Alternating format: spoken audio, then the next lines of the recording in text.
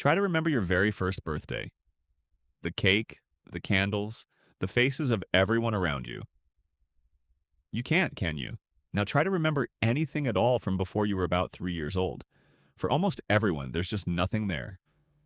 A blank. It's one of the strangest facts about being human.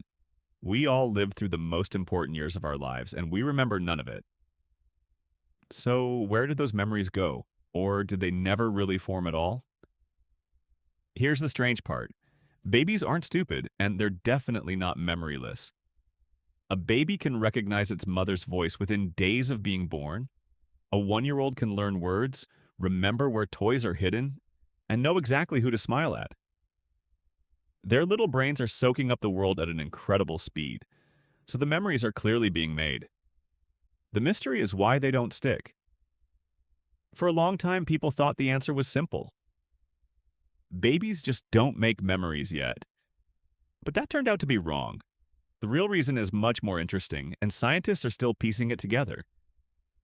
The first big clue is the brain itself. When you're born, your brain is nowhere near finished. It's one of the fastest growing things in nature. In your first few years, your brain forms more than 1 million new connections every single second. But there's a catch. A part of the brain called the hippocampus, the region that turns short experiences into long-term memories, is still under construction.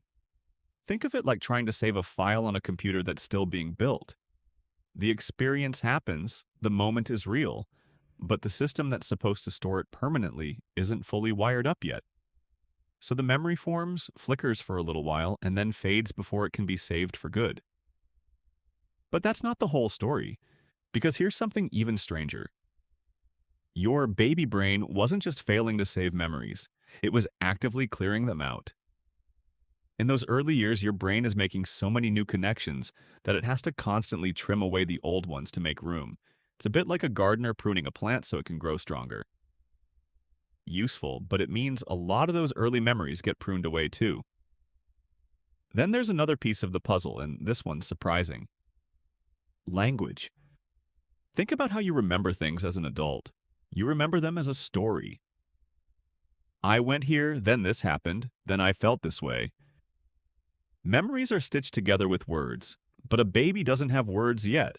Without language to organize experiences into a story, those early moments have no structure to hold on to.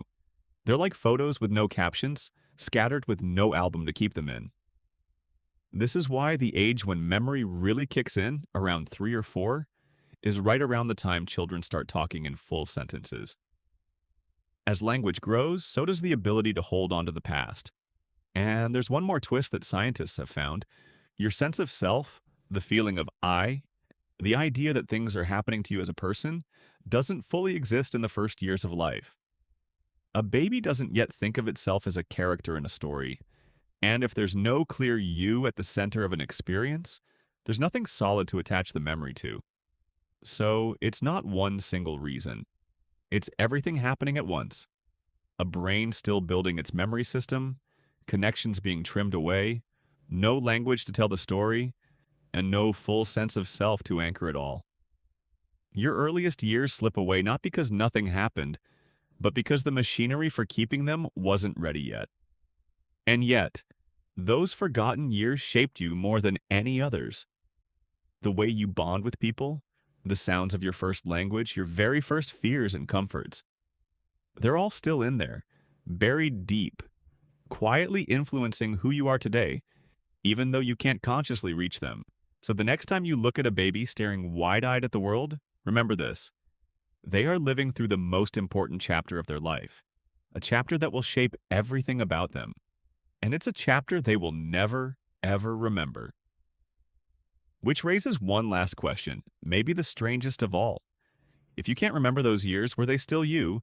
Or were they someone else entirely, someone you've long forgotten?